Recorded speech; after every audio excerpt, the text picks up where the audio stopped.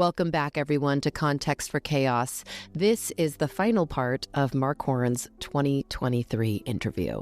Enjoy.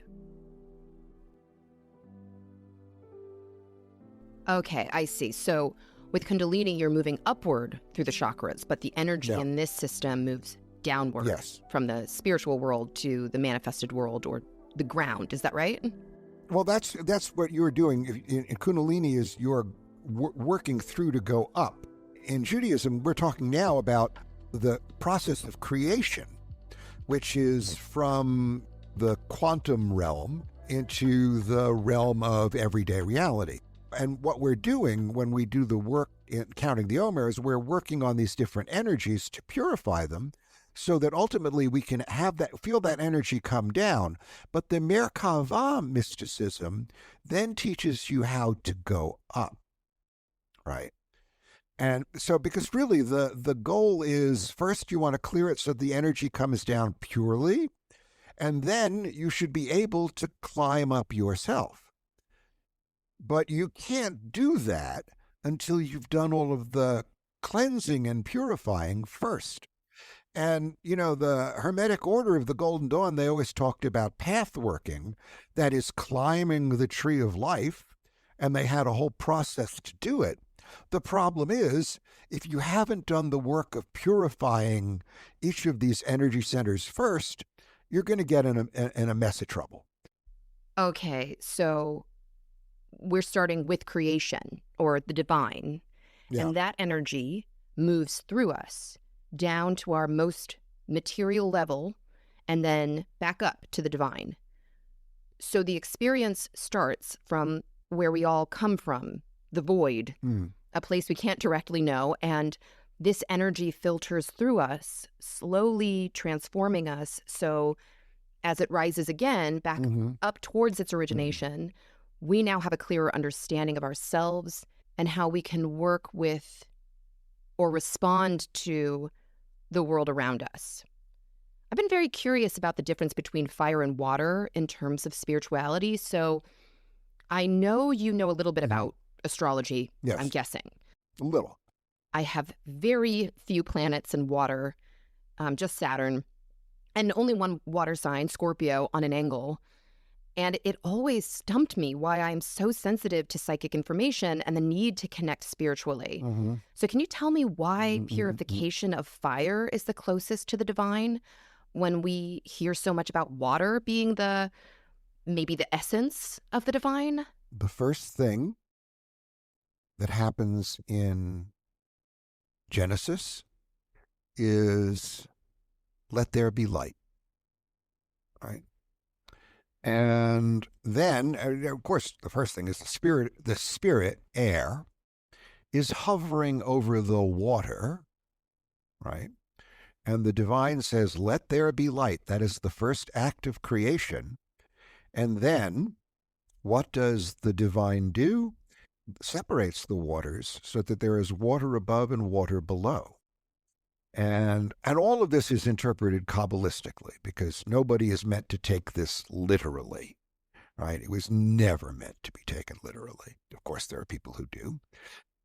And so this is really about the way energy moves and the way energy moves from the divine to us and how everything becomes sort of reified.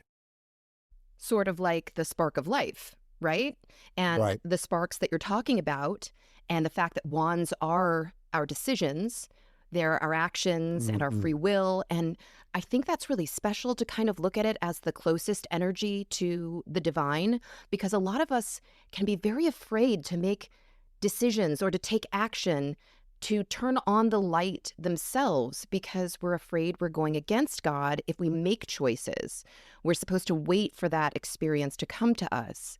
But if we are the spark of God or the divine, the choices we make are divine choices.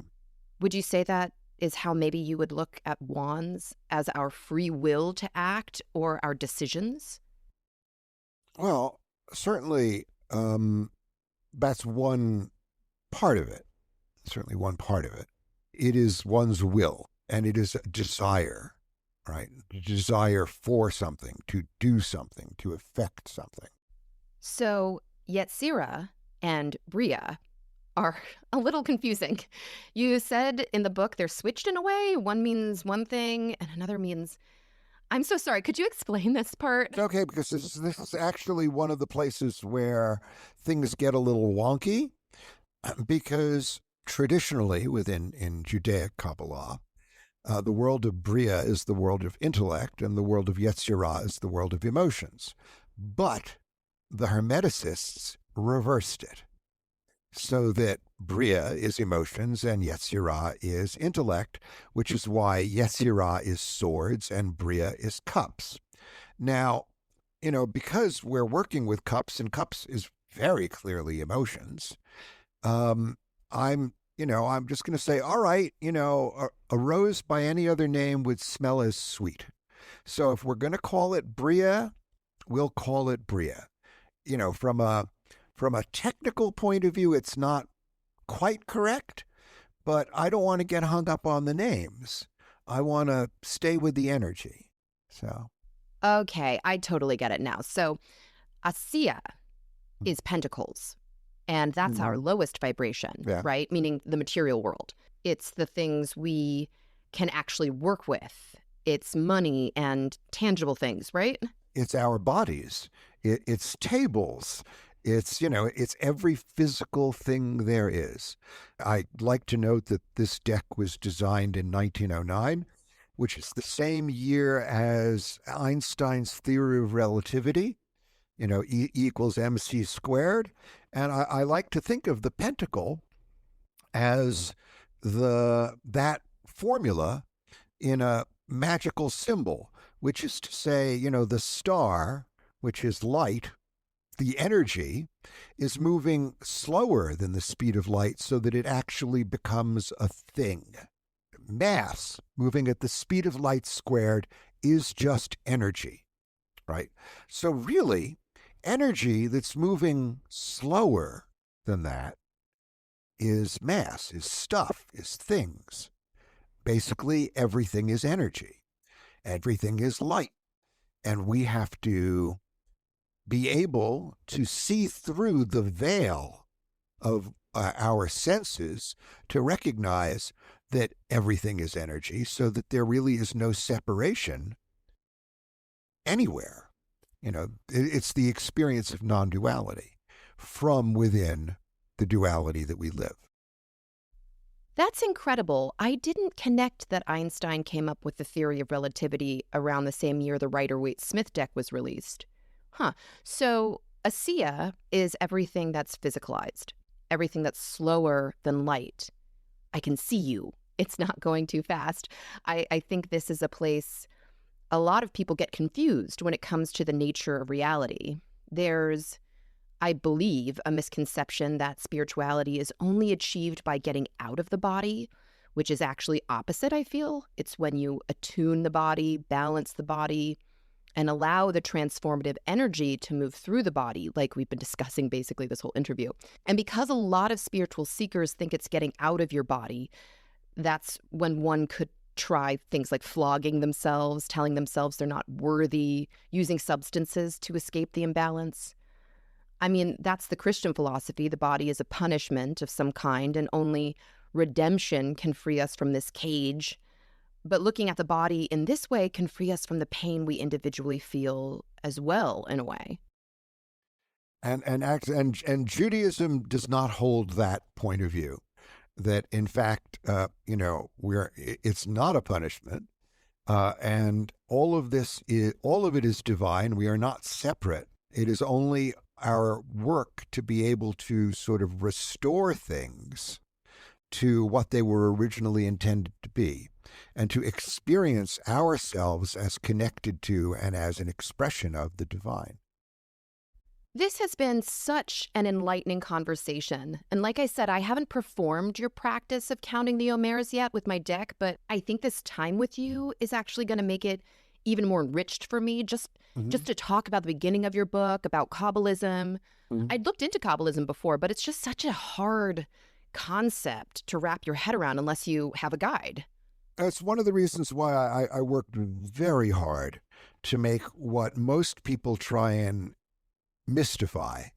Most people, or many books on Kabbalah, try and make it complicated and obscure. And I really worked very hard in the book to make it down to earth and easy. Well, not necessarily easy, because the work itself, like all spiritual work, can be very difficult. But the principles and understanding what needs to be done is pretty simple. Yeah, you definitely made it very easy to understand. I would recommend this book to anyone who's curious about tarot and the inner workings of their soul, regardless of their religious background. It can feel very overwhelming when it's, like you said, mystified. A lot of it's transmitted verbally, too, so Yes. it's not even written down. And I think sometimes you need a heritage or a generational connection to something like that to really feel called to something like Kabbalism. But your book opens that door for people who would have never thought to turn the knob. And I think your book and journey is also helping this generation's Jewish community, especially the younger generation, who want to connect more deeply, and not just through Orthodox means, but through their own personal journey. So this is something that maybe they can hold on to as well as an invitation to go further into Jewish faith and philosophy. Actually, I speak at synagogues all the time. I'm probably the only person in the tarot world who is taught at both tarot conferences and synagogues and seminaries. And in fact, in 3 weeks, I'm going to be at a conference for the Alliance for Jewish Renewal, where I will be teaching this work. And I'm very excited about it. I'm always thrilled when I'm invited to more traditional venues, and I find people who really connect with what I'm teaching. Oh, I bet a lot of them do. I'm not trying to speak for anyone, but I'm sure there's plenty of people that are extremely excited about it, because even if they'd only heard a little bit about tarot or even Kabbalism, I think sometimes when you are fully invested in your religion, you're like, should I go that way? Should I go over there? And then someone shows up that can relate to you and who's been there and can help you open the door, and it makes it so much easier to explore this type of practice. So, Mark, is there anything that you want to leave the listeners with? Any last tarot ideas or any advice you'd like to give? One of the things I'll say is, if you follow me on Instagram or on my Facebook page, or you check my website, you'll see that I am actually really very available, so that people who do this work email me or message me all the time with questions, and I am very available to help. Because I know that if you aren't in a community where people are doing this and you don't have somebody to ask, it's important to have someone, and so I provide that. I'm pretty much available. The only time I wasn't available this year was I was in Japan visiting for the first time in 20 years. And while I was there, since it is a 13-hour difference, I couldn't respond to people quite as quickly or in real time as usual. But generally, I'm quite available. Well, that's an impressive availability. I'm glad you separated yourself while you were in Japan. I'm sure that was a very emotionally charged trip. It was an emotionally charged trip. I had been waiting to go for a long time. It's been a while since I was there, and it was a very healing and important journey. Thank you so much again, Mark. Thank you for spending your time with me. Thank you for giving us all this information. I can't wait for people to hear this episode. I think it's going to be really, really special. Thank you. I hope you enjoyed this week's episode.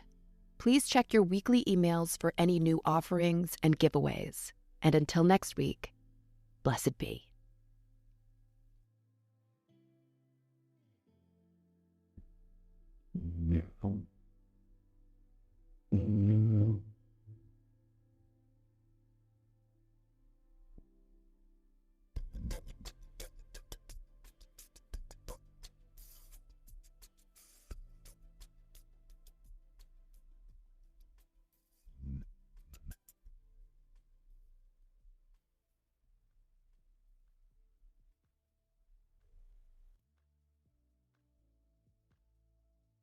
Thank you for joining us, and until next time, as above, so below. Blessed be.